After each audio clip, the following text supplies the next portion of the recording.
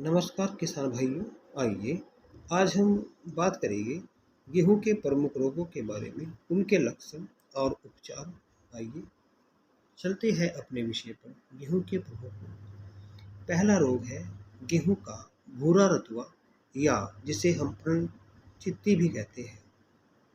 यह जो रोग है यह पक्सीनिया रिकाडेंटा ट्रिट्रिसाई ट्रिट्रिसाई नामक कवक से फैलता है तथा यह रोग संपूर्ण भारत में पाया जाता है। इस रोग की शुरुआत उत्तर भारत की हिमालय तथा दक्षिण भारत की नीलगिरी पहाड़ियों से शुरू हुआ होता है। वहाँ पर वह जीवित रहता है और हवा के द्वारा मैदानी क्षेत्रों में पहुँच जाता है और गेहूं की फसल पर फैल जाता है। इस रोग की पहचान क्या है? शुरू में इस रोग के जो लक्षण होते हैं वो नारंगी रंग की सुई के आकार के बिंदु होते हैं जो बिना क्रम के पत्तियों की ऊपरी सतह पर उभरते हैं, जो बाद में घने होकर पूरी पत्ती पर फैल जाते हैं। रूह की पत्तियां जल्दी सूख जाती है, जिससे प्रकाश संश्लेषण में भी कमी होती है और दाना हल्का बनता है। गर्मी बढ़ने पर इन धब्बों का रंग पत्तियों की निचली सतह पर काला हो जाता है तथा इसके बाद यह रोग आगे नहीं फैलता है। इस रोग से गेहूं की उपज में 30% तक की हानि उठानी पड़ती है। रोकथाम। धब्बे दिखाई देने पर 0.1% प्रोपिकोनाजोल टिल्ट 25 ईसी का 1 या 2 बार छिड़काव करें। गेहूं का दूसरा रोग है धारीदार रतुआ या पीला रतुआ रोग। यह रोग पक्सीनिया स्ट्राइफार्मिस पक्सीनिया स्टाइफार्मिस नामक फंगस से फैलता है। इस रोग के लक्षण शुरू में पत्तियों के ऊपरी सतह पर पीले रंग की धारियां बन जाती है, जो कि धीरे धीरे पूरी पत्तियों को पीला कर देती है तथा पीला पाउडर जमीन पर गिरने लगता है। इस स्थिति में गेहूं को पीला रतुआ कहते हैं। यदि रोग कल्ले निकलने वाली अवस्था या इससे पहले आ जाता है तो फसल में बाली नहीं आती। यह रोग उत्तरी हिमालय की पहाड़ियों से उत्तरी मैदानी क्षेत्रों में फैला है। यह रोग तापमान बढ़ने पर कम हो जाता है और पत्तियां पर पीली धारियां जो है वो काले रंग में बदल जाती है। मध्य तथा दक्षिण क्षेत्रों में यह रोग अधिकतम तापमान की वजह से नहीं फैलता। रोकथाम। इस रोग की रोकथाम के लिए प्रतिरोधी किस्मों का चुनाव करें। मैनकोजे 75 WP 2 ग्राम प्रति लीटर पानी में घोलकर उनका छिड़काव करें। गेहूं का तना रतुआ या काला रतुआ रोग ब्लैक रस्ट। इस रोग का रोगजनक पक्सीनिया ग्रेमिनिस ट्रिटिसाई पक्सीनिया ग्रेमिनिस ट्रिटिसाई नामक कवक से फैलता है। यह रोग शुरू में नीलगिरी और पलनी पहाड़ियों से आता है और इसका प्रकोप दक्षिण तथा मध्य क्षेत्रों में बहुतायत से होता है। उत्तरी क्षेत्र में यह रोग फसल पकने के समय पहुंचता है, इसलिए इसका प्रभाव वहां पर नगण्य होता है। यह रोग अक्सर 20 डिग्री सेंटीग्रेड से अधिक तापमान पर फैलता है। इस रोग के लक्षण तने और पत्तियों पर चॉकलेटी रंग के जैसे काले हो जाते हैं। दक्षिण तथा मध्य क्षेत्रों में जारी की गई नवीनतम प्रजातियां इस रोग के लिए प्रतिरोधी होती है। हालांकि लोग एक जैसी प्रजातियों में यह रोग काफी लगता है। हाल ही के कुछ वर्षों में नई प्रजाति UG99 कुछ अफ्रीकी देशों में विकसित की गई है। सर्वप्रथम युगांडा में वर्ष 1999 में पाई गई थी, लेकिन यह अभी तक भारत में नहीं आ पाई है। फिर भी इसके महत्व को जानते हुए देश की प्रमुख प्रजातियों को इस रोग के लिए विकसित कर लिया गया है तथा गेहूं की लगभग 20 किस्में इसके लिए प्रतिरोधी पाई गई है, जिनका उपयोग देश और विदेश में अनुसंधान जोरों से चल रहा है तथा देश में ज़्यादा चिंता का विषय नहीं है। गेहूं का करनाल पंट रोग। यह रोग सबसे पहले 1931 में हरियाणा के करनाल जिले में देखा गया था और वर्तमान में विश्व के अन्य देशों में भी पाया जाता है। भारत में यह रोग अधिक तापमान और उष्ण जलवायु जैसे क्षेत्रों जैसे कर्नाटक, महाराष्ट्र, तमिलनाडु, गुजरात और मध्य प्रदेश में नहीं पाया जाता। इसका प्रकोप अपेक्षाकृत ठंडे प्रदेशों जैसे जम्मू कश्मीर, हिमाचल प्रदेश और उत्तराखंड के मैदानी इलाकों, पंजाब, हरियाणा, उत्तर प्रदेश और उत्तरी राजस्थान में अधिक होता है। इस रोग का कारण एक कवक है जिसका नाम है टिलेशाई इंडिका। यह रोग मृदा में रहता है। इस तथा संक्रमित बीज इस रोग को नए क्षेत्रों में फैलाते हैं। इस रोग के दानों के अंदर काला चूर्ण बन जाता है तथा अंकुरण क्षमता कम हो जाती है। विश्व में कई गेहूं का आयात करने वाले देश जहां पर यह रोग नहीं है, गेहूं को पुनः रूप से करनाल पंट मुक्त होने पर जोर देते हैं और इसके कारण अंतर्राष्ट्रीय अनाज व्यापार पर प्रभाव पड़ता है। रोकथाम।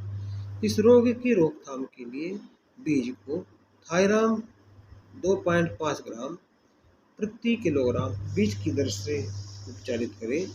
उन्नत प्रतिरोधी किस्मों का चुनाव करें।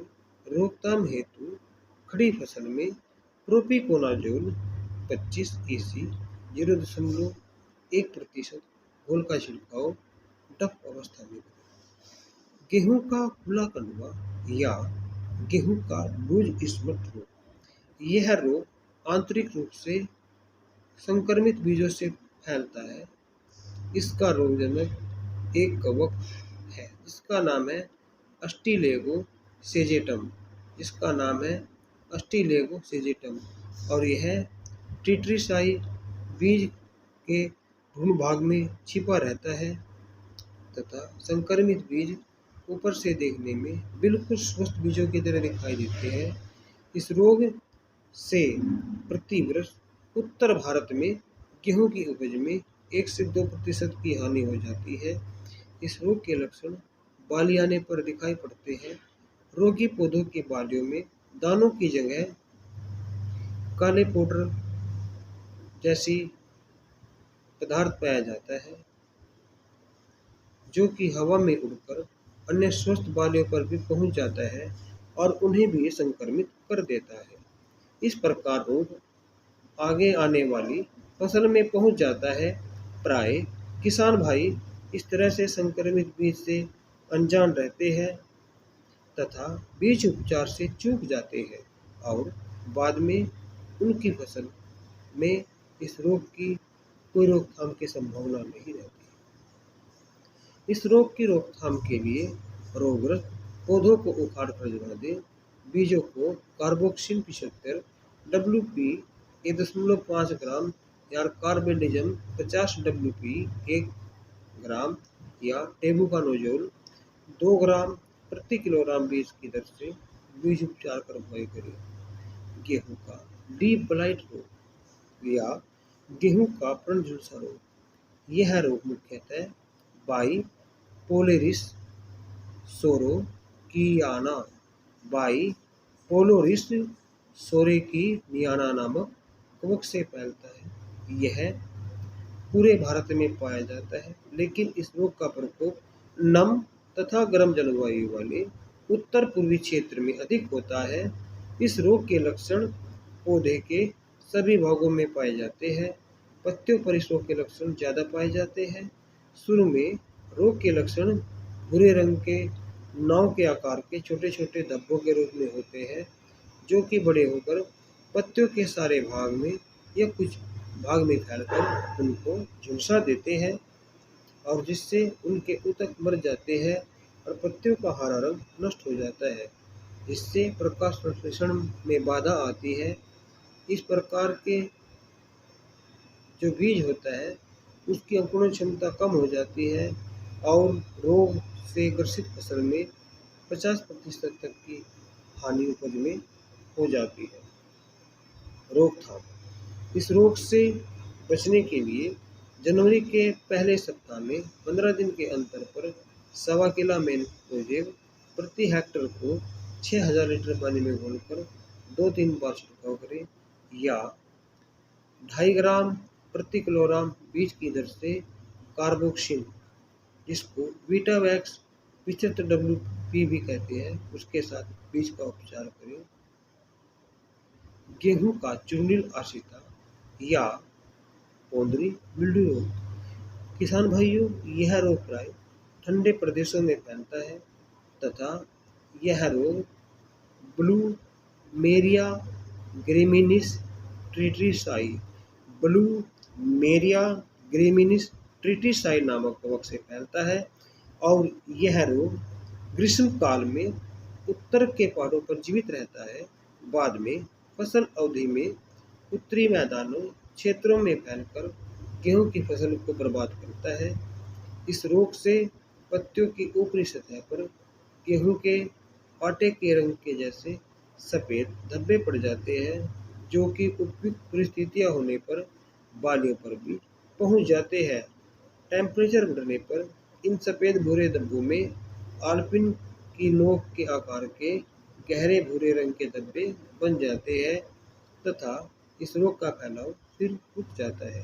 आजकल यह रोग उत्तरी पहाड़ी तथा उत्तरी पश्चिमी मैदान क्षेत्रों में काफी फैलने लगा है तथा इन क्षेत्रों में उगने वाली प्रजातियों में इस रोग की प्रतिरोधी क्षमता कम होती है। रोकथाम। रोग के संक्रमण से दाना बनने की अवस्था तक 0.1% प्रोपिकोनाजोल का छिड़काव करें। छायादार खेत में गेहूं की बुआई न करें। उत्तर पर्वतीय क्षेत्रों में HS 542, VL 829, VL 907, VL 507 इत्यादि किस्मों का प्रयोग करें। ध्वजखंड या गेहूं का ब्लैक स्पॉट रोग। यह रोग उत्तरी भारत में, जहां पर बलुई मृदा होती है, ज़्यादा फैलता है। पंजाब हरियाणा में इस प्रकार की ज़मीनों में यह रोग 10% तक पाया जाता है। यह रोग एक कवक यूरोसिस्टिस एग्रोपाइरी से होता है। कवक का नाम है यूरोसिस्टस एग्रोपाइरी तथा रोगजनक संक्रमित खेत में ही होता है। इस रोग के कारण संक्रमित पौधों की पत्तियां अधिक लंबी, मुड़ी हुई तथा शुरू में काले रंग की दिखाई देती है, जो कि बाद में कवक बीजाणुओं के बनने से कली होकर टूट जाती है। ऐसे पौधों में बालियां नहीं बनती है। रोकथाम। 2.5 ग्राम प्रति किलोग्राम बीज की दर से कार्बोक्सिन या कार्बनडिज़म से अथवा 1.25 ग्राम प्रति किलोग्राम बीज की दर से टेबुकॉनज़ोल 2DAS के साथ बीज का उपचार करें। पहले साल जिन सुघाई किस्मों में यह ध्वजखंड देखा गया हो, उनकी बुआई न करें। पहाड़ी बंट या हिल बंट रोग। यह बीमारी प्रमुख रूप से उत्तरी भारतीय पहाड़ी क्षेत्रों में पाई जाती है तथा टीलेसाई फोइड्रा नामक कवक से फैलती है। इस रोग में रोगी बालियों में दानों की जगह कवकों की काले रंग की संरचनाएं बन जाती है, जो कि थ्रेशिंग के समय टूटकर कवक बीजाणुओं को स्वस्थ बीजों पर फैला देती है। 25% कार्बोक्सिन से बीज का उपचार करें। रोगरोधी किस्मों का चुनाव करें। बुआई के लिए संक्रमित खेतों से बीज लें। तो ये थी आपको बताई गई कुछ प्रमुख रोगों की जानकारी। अगली वीडियो में आपसे फिर मिलूंगा। तब तक के लिए जय हिंद, जय भारत, जय माता दी। आप स्वस्थ रहे, सुखी रहे और समृद्ध।